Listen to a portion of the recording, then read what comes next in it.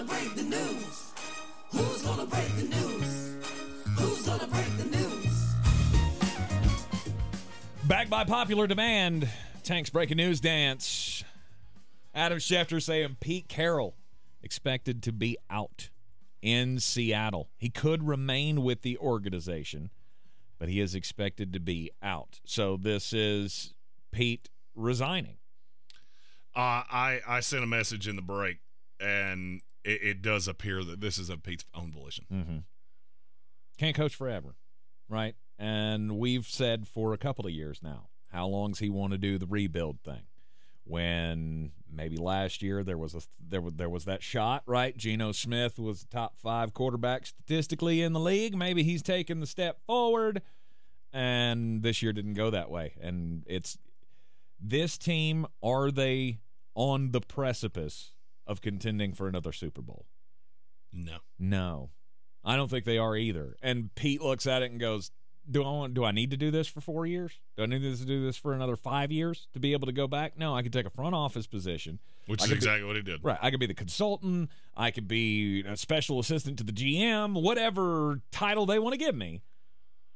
So we have the official statement from Jody Allen, okay, the owner of the Seahawks. Okay. After thoughtful meetings and careful consideration for the best interest of the franchise, we have amicably agreed with Pete Carroll that his role will evolve from head coach to remain with the organization as an advisor. Pete's the winningest coach in Seahawks history, brought the city its first Super Bowl title, and created a tremendous impact over the past 14 years on the field and in the community. His expertise in leadership and building a championship culture will continue as an integral part of our organization moving forward. Pete will always be a beloved member of the Seahawks family. So this is an amicable. Yes. Pete basically sensed the same thing you did of this team's getting older in certain places. It's still very young in other places, but this is not a Super Bowl roster right now. I would say you're 2 years away from that. You got to find a quarterback. And at his age, he just decided, I'm good. Mm-hmm. Like you said, I'll go into an advisor role. I can still have a role. He'll be 73 years old by week 1 of next year, or after week 1 of next year. Mm-hmm. And having that presence around a new coach or whatever decision you make going forward, he's a useful piece, right? He can be the voice of reason in the room to make sure that there is a smooth transition to the new dynasty. I mean, that's what everybody's hoping to build, is move from dynasty to dynasty.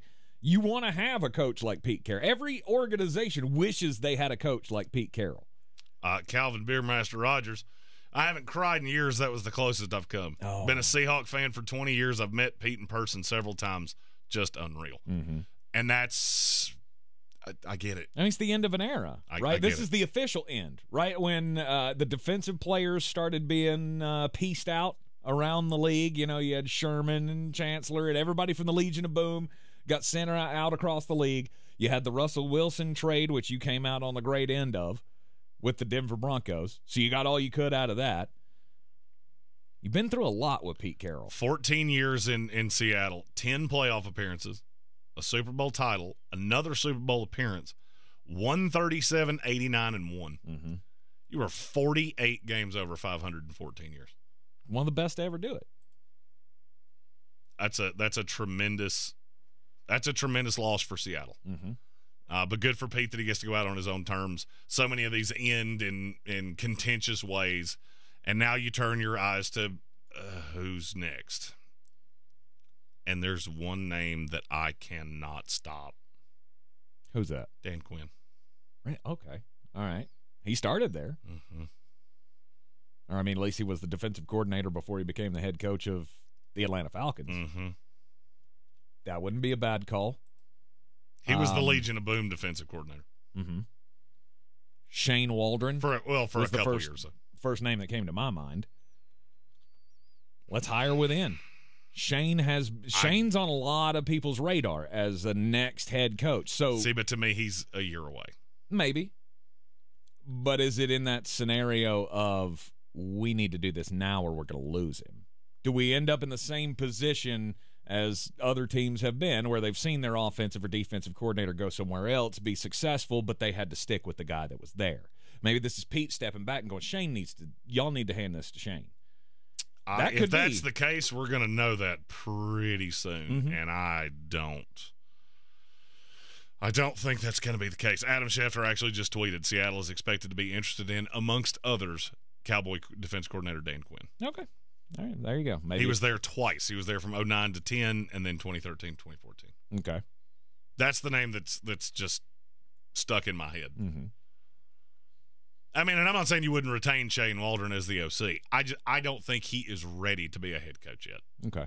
Not in this cycle. He might be in a year. Well, I mean, hell, didn't he have interviews last year? Well, a lot of people have interviews. It doesn't mean they're ready to be head coach. No, I get it, but that's the path. You start interviewing. You don't get it on the first round. You're just kind of that guy that we're putting you through the process, right? We want you to get a feel how this goes, because in a couple of years you're going to be chief among all of the selections here. Where does the Seattle job fit in?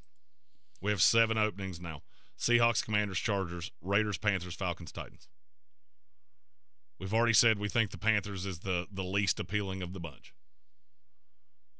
I would say Titans is next, then the Falcons, and then you have 4 that are all very intriguing in their own way. Mm-hmm. I mean, I think the Falcons is a good – and frankly, they're all good jobs because there's only 32 of them. But you got to rank them in some order. So I would say dead last is Carolina, then Tennessee, then the Falcons.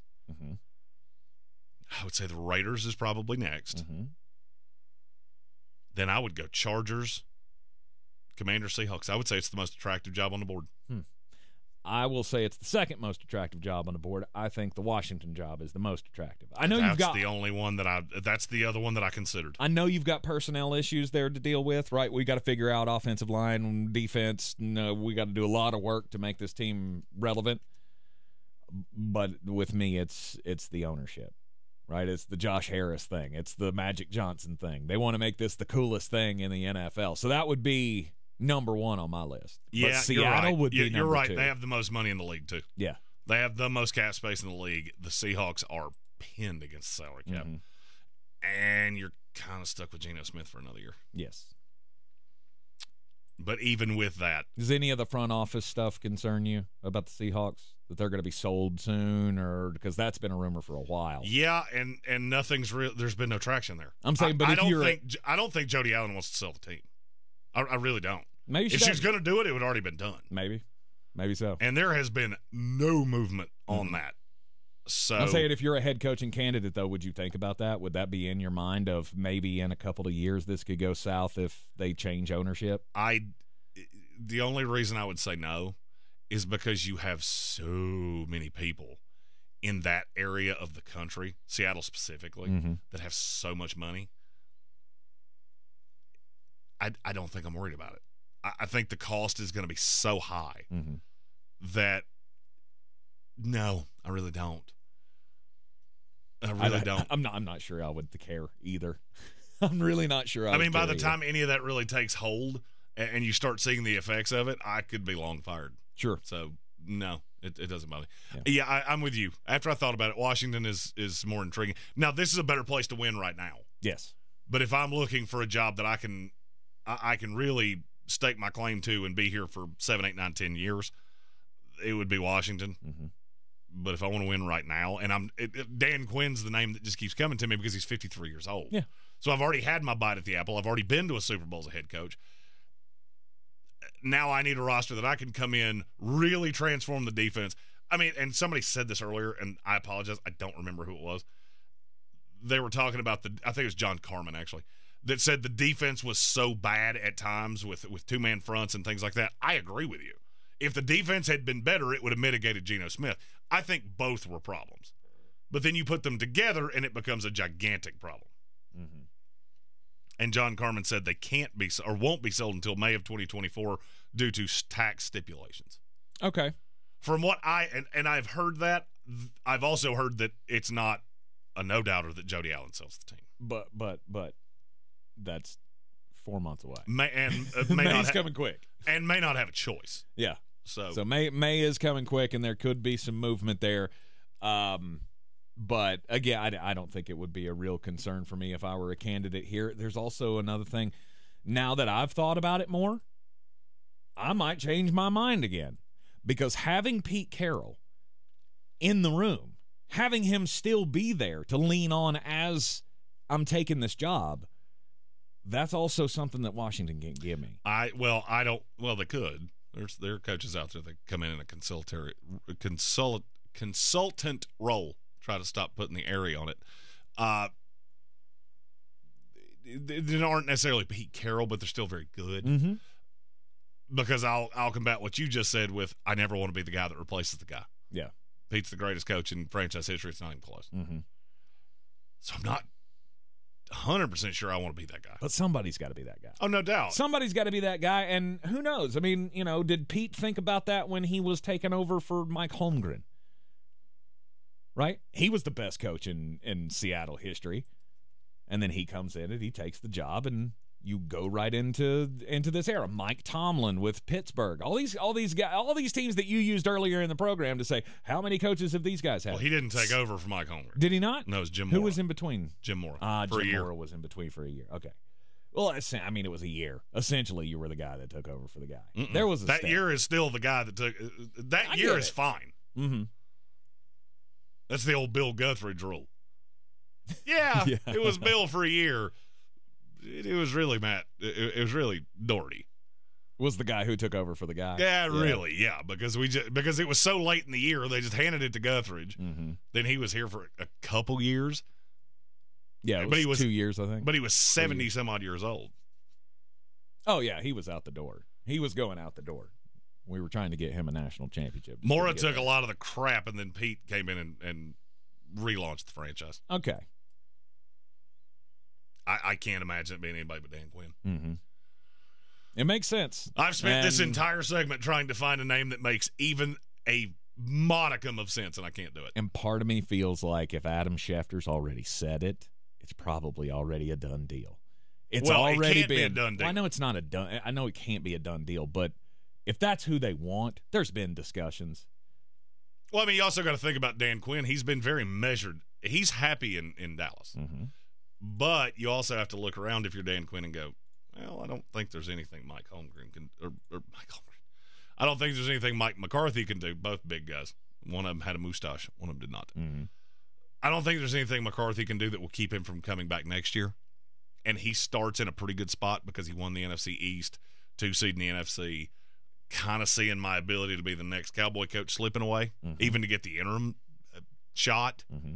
And so now you got to be looking at, where's my shot coming? And I don't know that you're going to get a better spot. I don't know that you're going to get a better spot. Place you're already familiar with. It feels so simple that I almost feel like it's going to go a different way, but that's the only one I can find for right now. Or is this the Mike Vrabel effect? Because I've been expecting that from somebody, right? Mike Vrabel gets fired, and then somebody goes, oh, crap. I wasn't planning on making a move, but maybe I need to make a move. You wouldn't do that to No, you wouldn't do it to Pete. No, I'm not saying so, but maybe Pete saw it, right? Maybe Pete saw this. That's something here's that a chance. Fans since 76 said, thank you, Pete, for what you built and for the much-needed self-awareness. That is another thing, is that Pete saw the writing on the wall. Mm-hmm. By the time this is a Super Bowl contender, I'll be 75 years old. Mm-hmm. Big day in the NFL. Again, Seattle Seahawks and Pete Carroll. Hey, we got 0 firings on Black Monday during the show. We have now gotten one both days since. Yes. The program will continue. Coming out next right here on ESPN Asheville. It'll be time for the most important message of the day.